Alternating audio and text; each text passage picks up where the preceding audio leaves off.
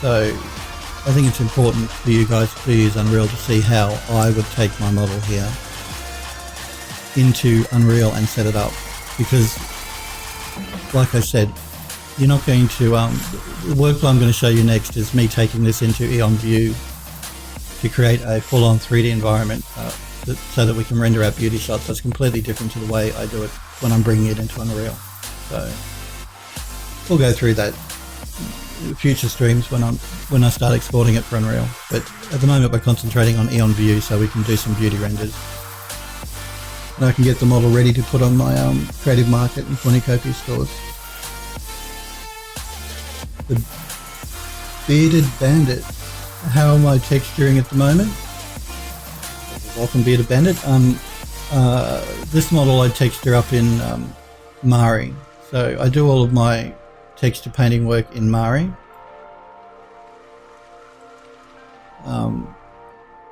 That's how I texture up pieces of geometry. I'm using Knald at the moment, which is Knald, to create normal maps for a few different pieces of geometry here before I take it into Eon View, which is an environment rendering program, to do beauty renders.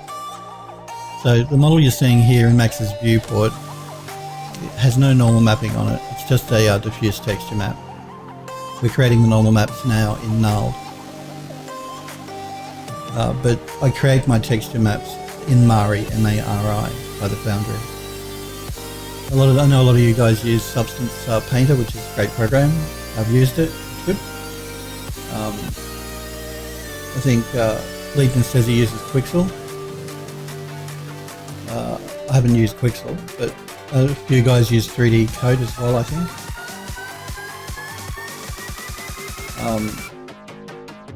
But I use Mari, and I mainly use Mari so because it uses really large. I can make really large textures in Mari. You're self-teaching at the moment, learning Substance Painter. Well, thank you. I'm glad you like the model, and like I said, Substance Painter I've used as well, and it's another great piece of software. It certainly gets the job done, and Algorithmic have made a good program. I know Substance Designer as well. If you're doing physically based materials, is good too. But for actual textural painting, Substance Painter is great. Like I said, I have used Substance Painter. I do have a license for it. I haven't used it for about a year because I prefer to use Mari, just simply because in the past I've done some cinema work for studios and they required really large textures, and I don't believe with Substance Painter the texture size is any larger than maybe 4 or 8K. With Mari I can go to 32K and that type of thing, so that's why I use Mari. I like the interface of Mari as well. That's just my personal preference. Like I said, I've used Substance Painter, another great piece of software. Worthwhile learning, for sure. Self-teaching is always good, as I've been telling all you guys all the time. No matter what your level of experience in 3D or art, watching tutorials or watching people work is always a valuable thing to do. And self-teaching is a big part of that, so yeah, pick up bits and pieces from art tutorials. Could you get some feedback on a couple of props you've made? Only if I have time though. You're starting this year off doing 8 hours a day for the whole year until you present a portfolio to studios. You certainly can. Look, as I say to you guys all the time, when I stream on Twitch, I'm streaming to interact with you guys. I'm not sitting here, not interacting, not talking to you, concentrated on my own work. One of the reasons I want to be on Twitch and create 3D models is to see what you guys are working on, to help you guys if I possibly can, and I'm always more than happy to look at anybody's work. I may get distracted and lose what I'm doing, but that's not a problem at all. So for sure, before you do post a link to any work, Bearded Bandit, let me add you to Nightbot, otherwise you'll get timed out. But yeah, don't post a link just yet, Bearded Bandit. Otherwise Nightbot will ban you. So just wait a second, I'll tell you when you can post a link, okay? So just give me a minute.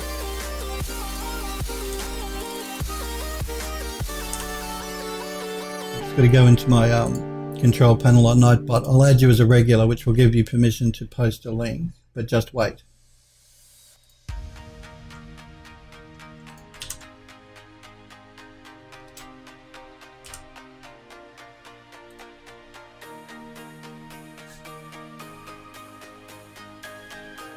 Okay.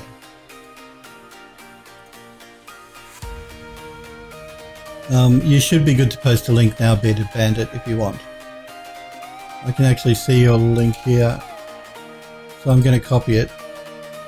Even though Nightbot removed your message, because I'm a moderator of my own channel, I can see it here in the chat. So I have your link, your ArtStation link. I'm going to bring it up now, as long as you're happy with me showing it on stream. Cool. You don't mind if I put it on screen so everybody that's watching can see? I just like to ask that beforehand in case people aren't comfortable with showing the world on Twitch what you're working on. So is it okay for me to broadcast it on, to put it up on screen while I'm looking at it? If it's not, let me know and I won't, and I'll do it off stream. Cool. Okay, let's have a look. Just close some of these tabs down so I don't get completely lost.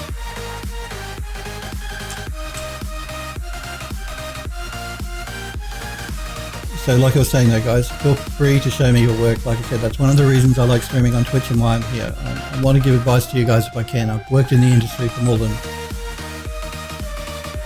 over 10 years, closer to 15 years. So you want to show me these here, I'm assuming? I like this actually, this is quite nice. You've got a similar art style to me. I like this sort of modelling.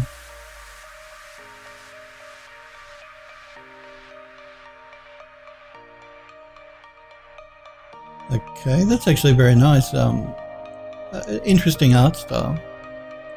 It's reminds me a lot of the model actually, and the text reminds me a lot of Dead Space. Remember the obelisk in Dead Space, or the fragment thing that they come across?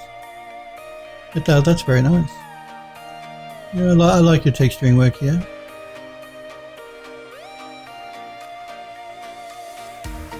Very nice.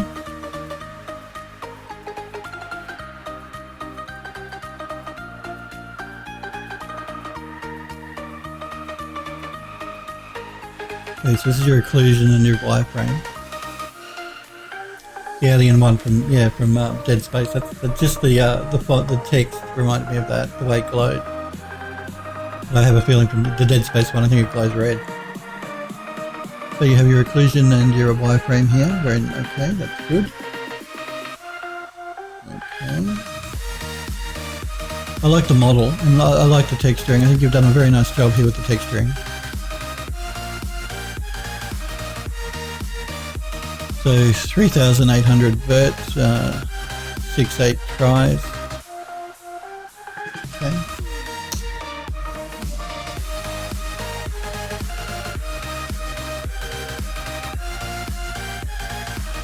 Yes, that's very nice actually, very nice. I really do like your texture work. I think it's beautiful, nicely done. You've got the wearing here happening on the edges of the object, which is a nice touch, an important one to make it look realistic. You see how he's stimulated wearing here in his texture on the very edges of the model, which is what would naturally happen if people are grabbing it and moving it. You get it wearing here on the very edge. So that's a very nice touch. And these are your UV maps. And your normal map. Okay. Now, why? Okay, I was just going to say, why do you have a metallic texture? That's obviously because of these metal pieces here. Okay. Wanted to make sure you weren't adding metallic texture to your wood. That's all.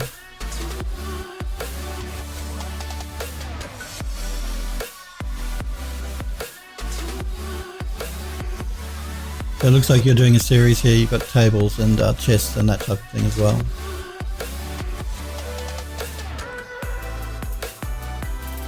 Are you creating this for a game? Are you creating this Bearded Bandit for a game? I'm just noticing with you, it looked like you're trying to keep your poly counts here quite low, so I'm assuming maybe you're trying to bring it into a game engine. It'll look very nice in game. It's a nice texture you're using here as well for the parchment. I'm assuming it's parchment.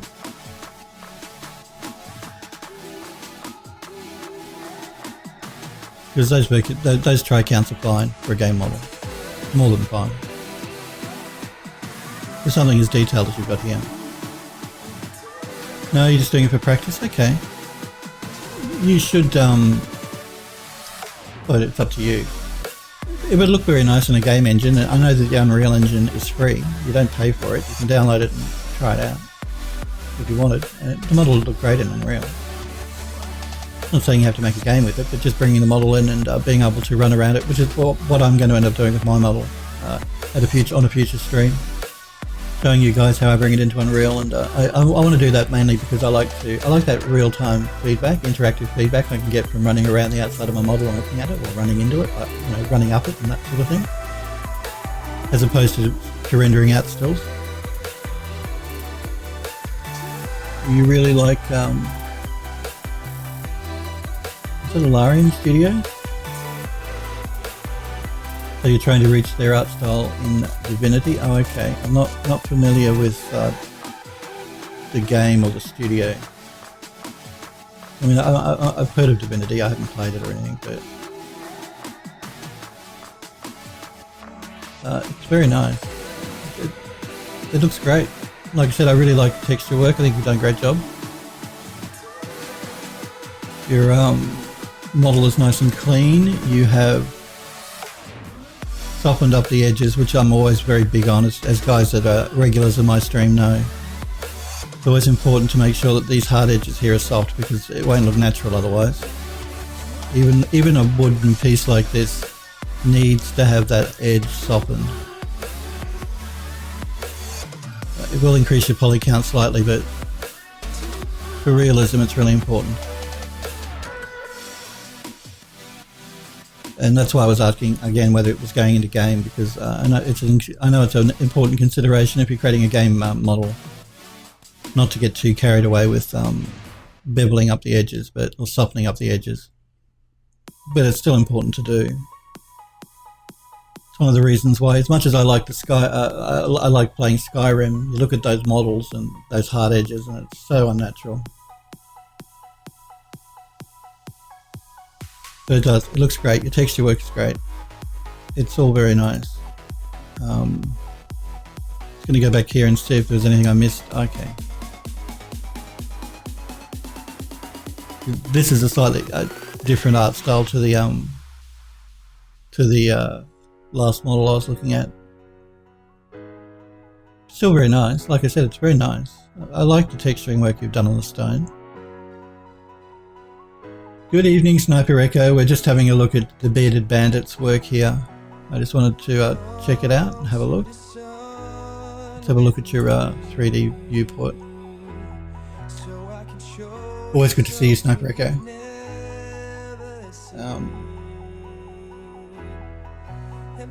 But like I was saying, Bearded Bandit, if you did want to take it into Unreal, the Unreal Engine is free. You can download it, install it, check it out. I see you've got your 3D viewport here, which you can look around your model with. You may just not want to muck around with the 3D engine, which I completely understand.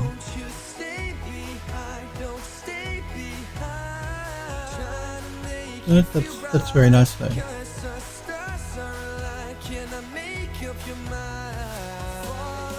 Yeah, it's a nice art style. That sort of painted-y look. It was your first ever deserty prop? Are you working on a small environment now? Cool. I'd like to see the environment once you've finished it up or done a bit more work on it, because that's what I am. I'm an environment artist, so that's the sort of stuff I always like to look at. I like looking at all of your work, guys. I mean, you don't have to be an environment artist. I want to look at anything and anything and everything. Leitner shows me his character work, and he's very good. So I like looking at all different art pieces. Wacom trying to sell me more art supplies. I have 2 Wacom tablets, and they think that means that they can spam me with purchases of other tablets and things. Okay. Cool, it does. It looks very nice.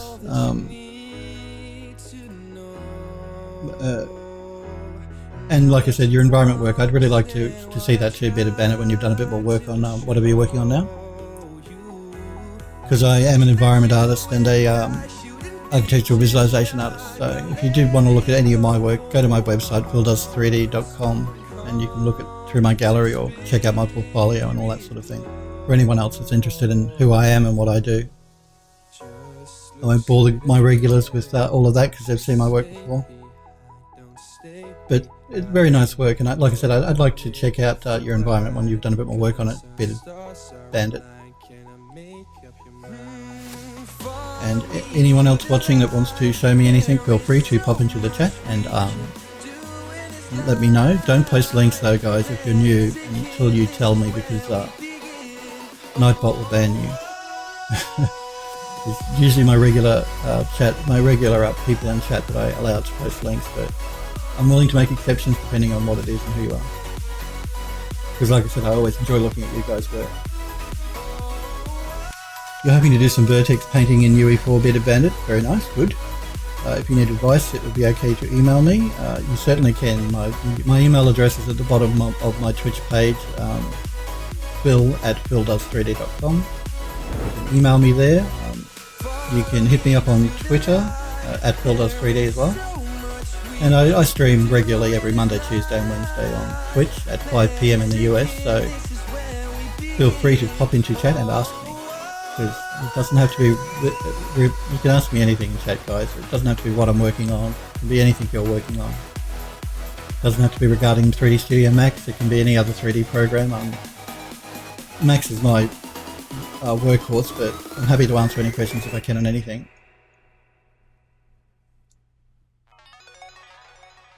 So yeah, no, feel free to pop into chat and ask me anytime, Bearded Bandit, or email me if you like.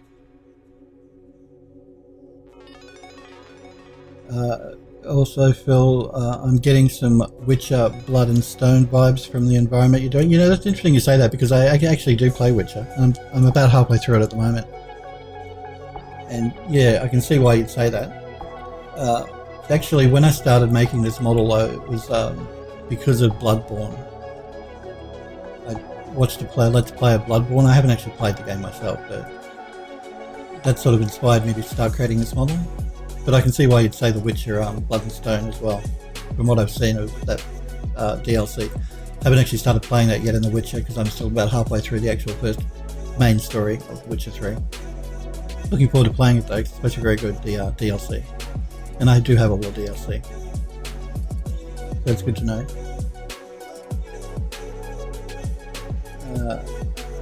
So it's interesting you say that, yeah, but initially it was Bloodborne and that series that made me want to create this model. So I noticed in their one of their games they had a lot of these overhanging banisters, and I really liked that look. And I hadn't done anything like that before. Blood and Wine.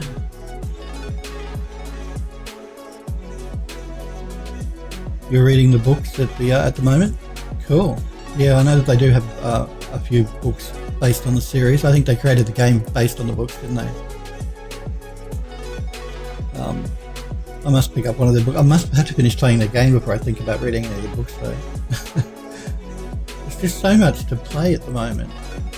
Because I spend a lot of my time making 3D models, I don't get enough time to play as many games as I like anymore. You're reading the Witcher series, Leetness? Witcher series 7. You've read it 7 times. Okay, cool. You're nerdy about it? Well, there's nothing wrong with that.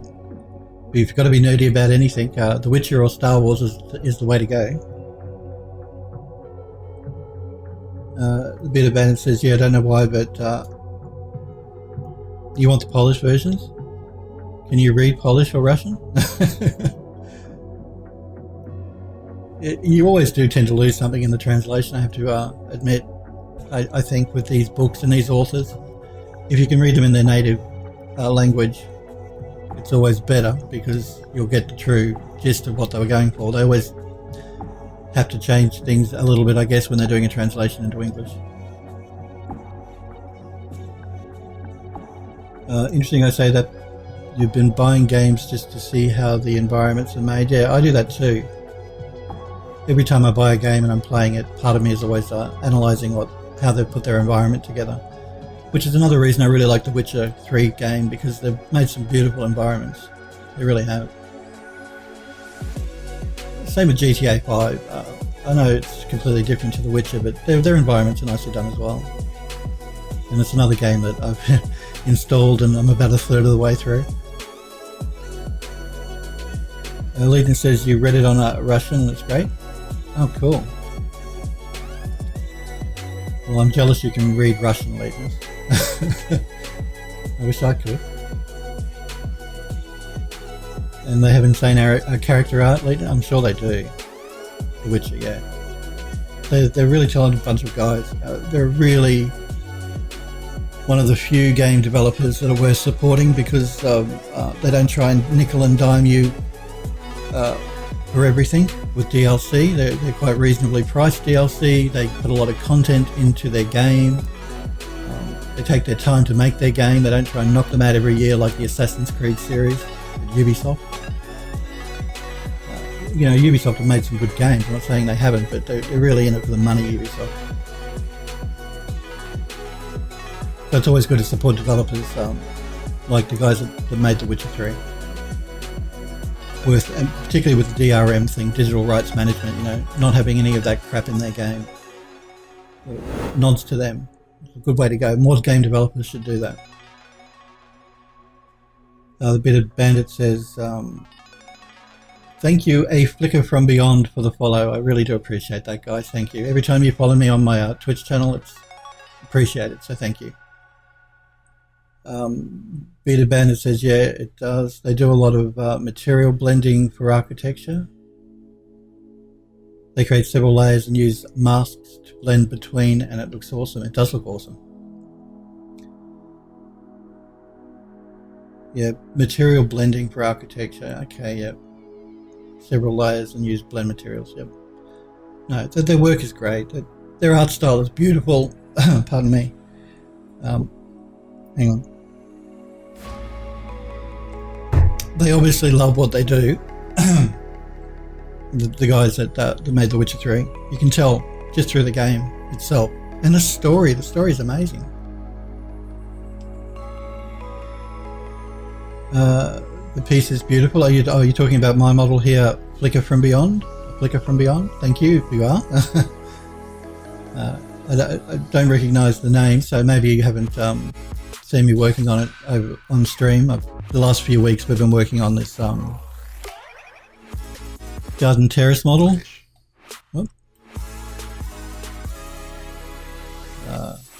Yeah, we've been working on our garden terrace here that we're just creating some normal maps for at the moment. There's a couple of statues and everything around.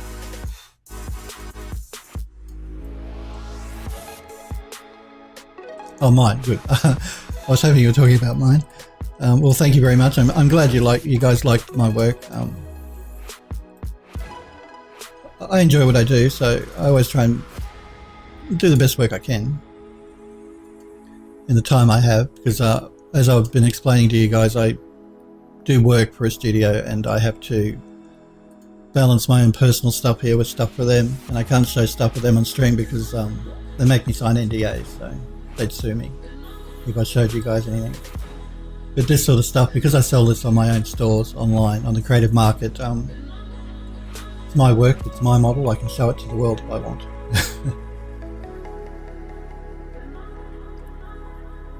Yeah, the side missions, the Bearded Bandit and Witcher 3 are, I've heard, very good. And just the ones that I've done are very good. I actually don't think I'm very progressed through the main storyline because I keep getting distracted by all the side missions in The Witcher 3. Because they're fun to play. And like I said, the stories are great. I really like it when developers put the time and effort into making their game fun and interesting. Not just a hack and slash fest. Which can be fine too, if that's what you the sort of thing you want to play. And I sometimes play that way, games like that too, but I always appreciate a good story in a game. That's why I really like the Mass Effect game as well. Even though I haven't played that, I just watched a Let's Play of it recently. So yes, no, anyway, I'm glad that you guys like my work. Thank you again, like I said, Flicker from Beyond, for following the channel. I do appreciate it. At the moment, what we're doing is I exported, this model is still in pieces. It hasn't been attached yet. I'm going to take this model into Eon View and create environment renders for it, full on 3D vegetation environment render, beauty shots. When I do that, I'll attach all these different pieces of geometry together so it's one model. Except for the statues and the ivy, I'll leave those separate so that if anyone wants, they can remove them. They don't have to have them with the model. But yeah, so I'll attach everything, take it into View, and we'll do some, create an environment for it and do some beauty shot renders. Before we can do that, I have exported different parts of the model here, which I'm taking into a program called Knald, K-N-A-L-D. I'm creating normal maps for. Just a few different pieces of geometry. I'm not doing it for every piece of geometry. So that's what we're doing at the moment. I've just noticed my coffee's gone completely cold. I'm just going to go and grab a fresh coffee, guys. I'll be about 2 minutes or so. I will be right back. I'll leave you with some music on my Be Right Back screen while I go and make a fresh cup of coffee. So I'll see you guys in a few minutes, okay? Okay. Yeah, Flicker from Beyond, Bearded Bandit does have some really cool stuff as well, I agree. His texturing work is very nice.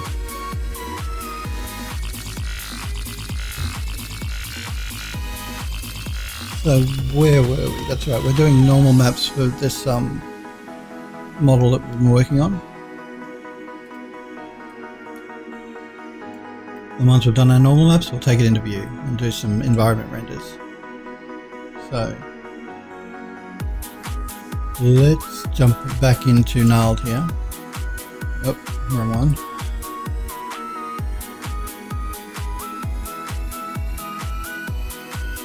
As I was explaining to the other guys, I like to load in the piece of geometry I'm working on in Knald so I can see, as I make my adjustments here, exactly what the piece of the normal map is doing on the model.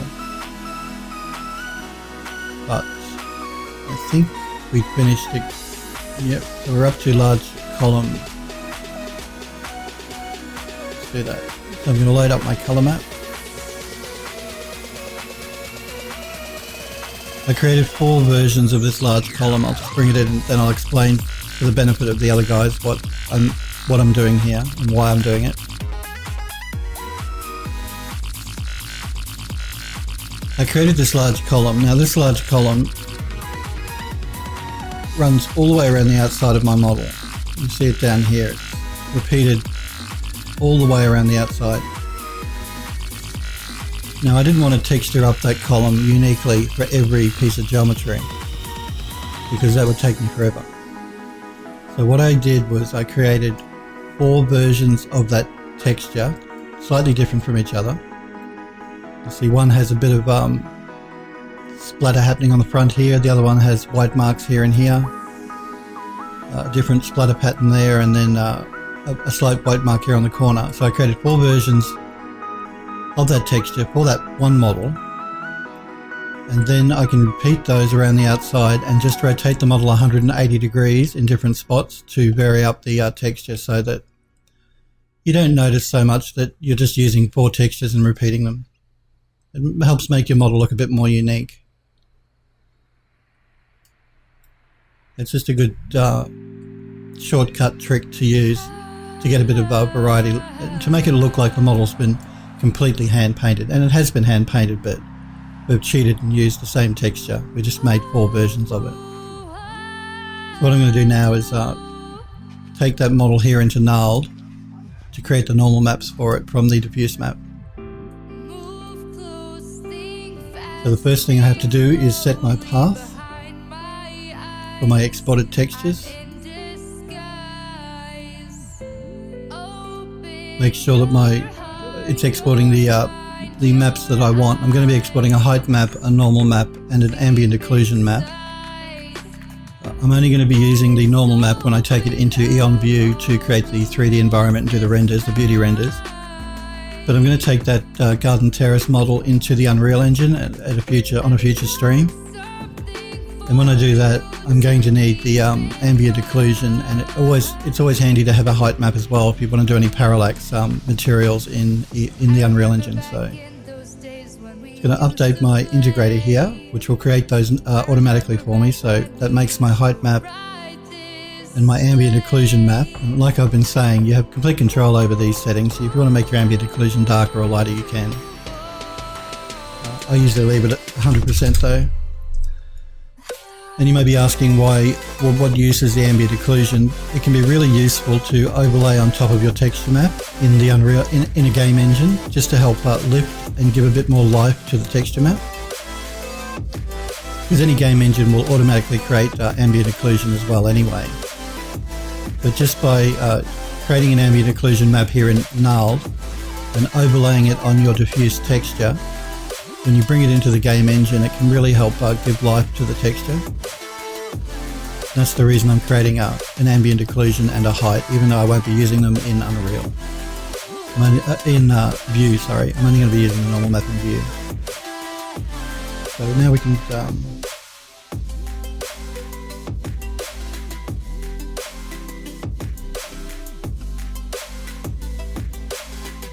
I'm just reading what the Bearded Bandit was saying here. He's saying he started his degree in BA architecture. Okay. Bachelor of Architecture. Well, I still work in an architectural field. I mean, I'm an architectural arch-biz artist as well. So even though I was an environment artist when I worked in games, for game studios, and I still do contract work for a game studio here. Arch-biz is who I'm employed by, a studio.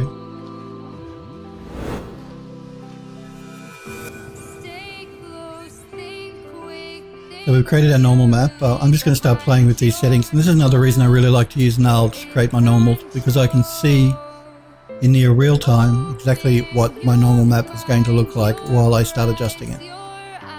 And again, large details this model's not really going to benefit from.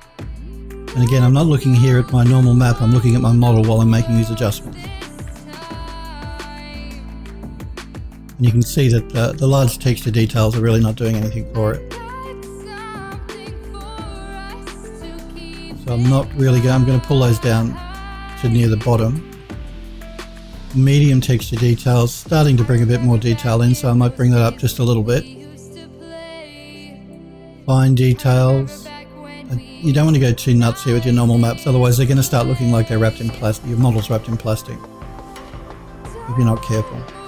Going to bring that up a little bit, and again I'm starting this stair-stepping thing, which I've been talking about on stream. It's you start with your extra large, medium, fine and extra fine detail, and you start sort of stair-stepping it up until you get the look that you're after. And again, this is stone, so I do want to bring in some bump into the model, but not too much. I don't want to look too pitted, and that, if I bring the fine detail all the way up, it starts to look way too pitted here. So I'm going to bring that down until it just starts to pop in a little bit. And again, looking at your sliders, if you start doing a stair step, you're generally going to be pretty good to go.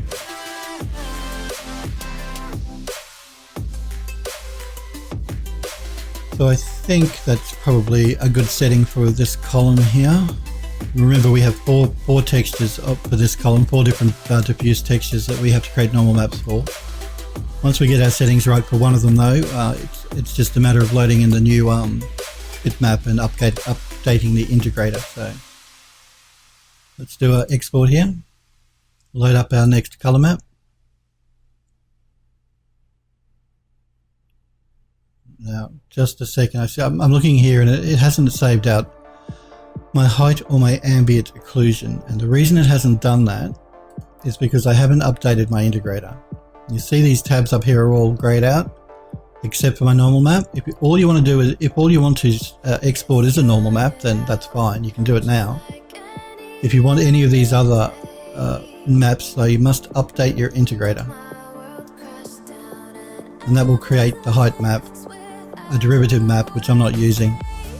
my ambient occlusion. It also creates concavity, convexity, transmission, which there is none here, and curvature. But I'm really, like I said, only interested in the height, the normal, and the ambient occlusion.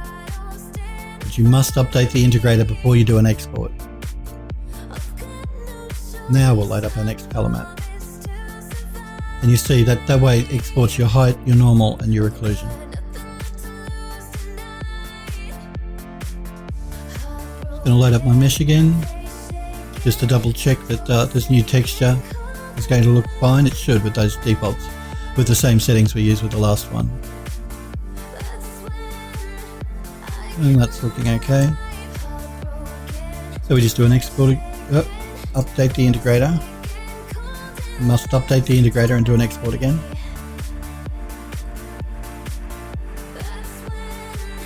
And number 3, or texture 3. Again, it just defaults to using a sphere, but you're checking, but I like to check it actually on the actual piece of geometry itself to make sure. Update the integrator, export.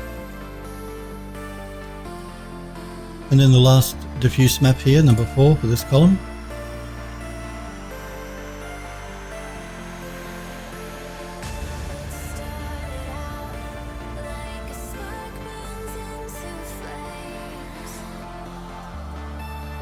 And again, that looks fine. Again, with Gnarled, you can right click your mouse and move your light source around if you wanted to check it that way as well. So, the left mouse button just rotates your model, and you can zoom in with the scroll wheel. Just for the benefit of anyone that might want to play with Gnarled, they do offer a 30-day free trial version if you did want to give it a play. So we'll update our integrator and export our model.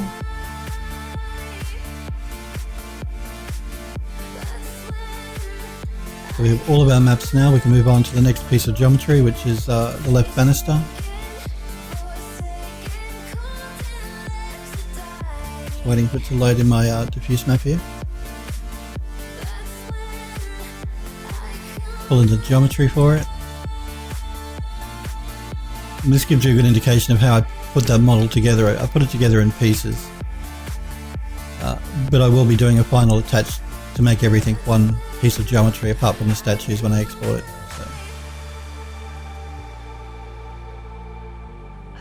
Let's change our path here so we export our normals and ambient occlusion into the right folder. Left banister. And this is just where you select what you want to export.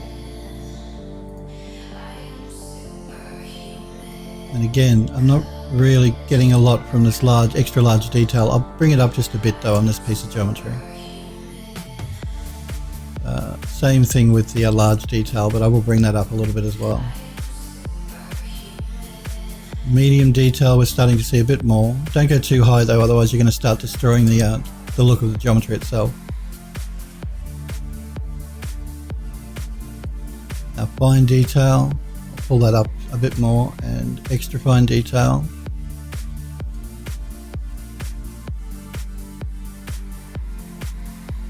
That should be good.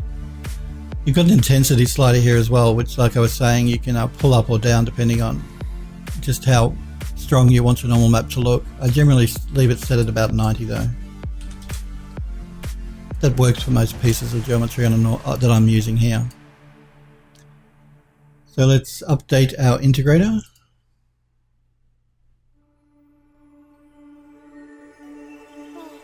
As far as the texture sizes goes, it's going to export these textures at whatever size your diffuse map is. There is no sort of setting like in, for any of you guys that have used bitmap to material, which is made by algorithmic as well.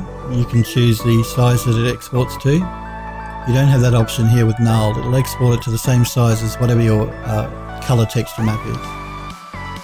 But if it's too big, like you can take it into Photoshop and reduce it there, which is generally what I do. So we have our ambient occlusion, our height, and our normal. We've changed our path, so let's export.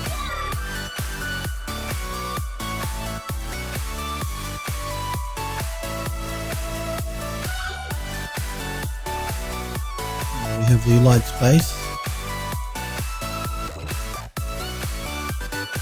And again, for the benefit of anyone new, this is the piece of geometry here that sits underneath of these lights. And all I did here was I created one texture, I copied that column over here, and I rotated it 180 degrees so that the textures look unique. They're not just repeating the same texture but from the opposite side. So no one will ever know if you're doing a render.